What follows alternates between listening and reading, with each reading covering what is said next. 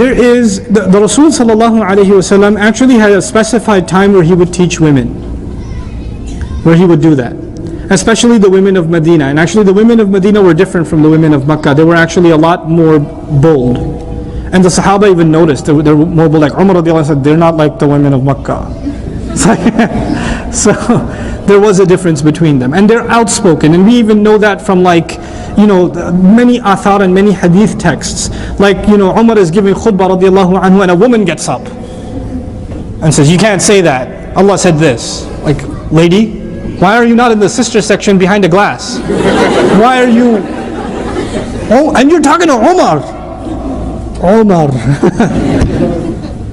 You don't want to like point a finger at Omar like that, but she did. She's like, gutsy lady, She did that. And, there are assumptions that men and women should not interact with each other at all, under any circumstance. That's what Islam wants. That isn't true. As a matter of fact, non-mahram, man and woman, talking to each other in public, outside, is mentioned in the Quran.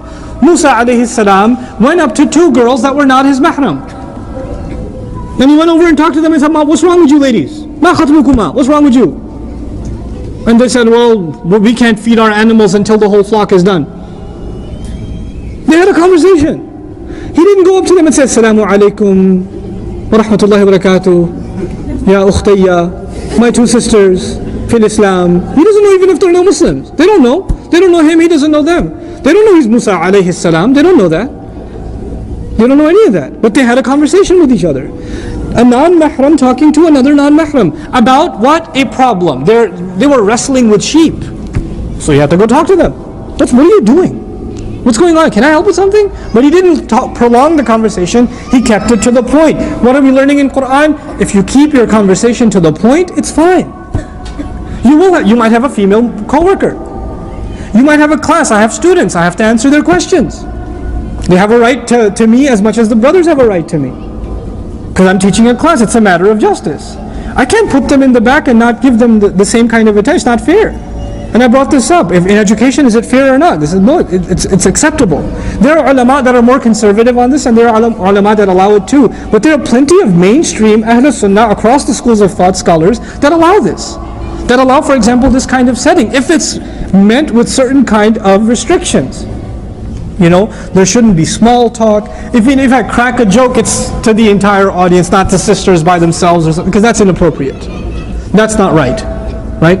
And you're supposed to have a certain line, there's supposed to be a certain line of discomfort between you and myself, or between you and any other non-mahram. There's supposed to be a line of discomfort. There's supposed to be a level of seriousness. You're not supposed to be giggly when you come up individually and talk to a non-mahram man.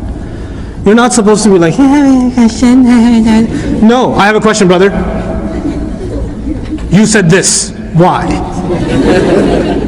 Learn to be like that. Learn not to be giggly around non-mahram men. Not smiley. Jazakallahu khairan for so many things you're doing. No. Say that on your own. Don't come up and say it to me. Don't come up and say it to me. Say that to your dad. Jazakallahu khairan, Baba. You're so awesome. Great.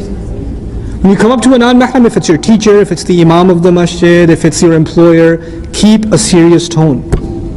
Keep a serious tone.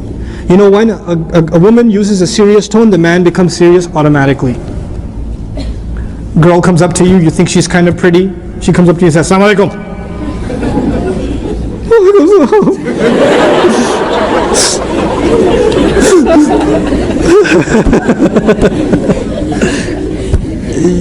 You're not going to get your play around now. It's done. It's over. But she comes up to you and says, Assalamu alaikum wa rahmatullahi wa barakatuh. No good. No good for you. Then you'll be like, oh, wa alaikum salam. That's bad for you. So you have to keep a stern voice. And these rules, I'm kind of alluding to them, so the note already covers them. These rules are already there. You have to keep a stern voice. You have to keep your eyes low. As low as it doesn't mean you don't look away like, brother, I have a question. Like you don't do that either. But you don't stare at the person. You're like, yes, sister, do ask. No, not like that. Not like that. يَغُضُّ مِنْ أَبْصَارِهِمْ يَغْضُضْنَ مِنْ أَبْصَارِهِمْ. That's normal. It's not like over the top, but the idea is to keep yourself low. Don't stare. You know, make just enough eye contact to get your point across, and that's it.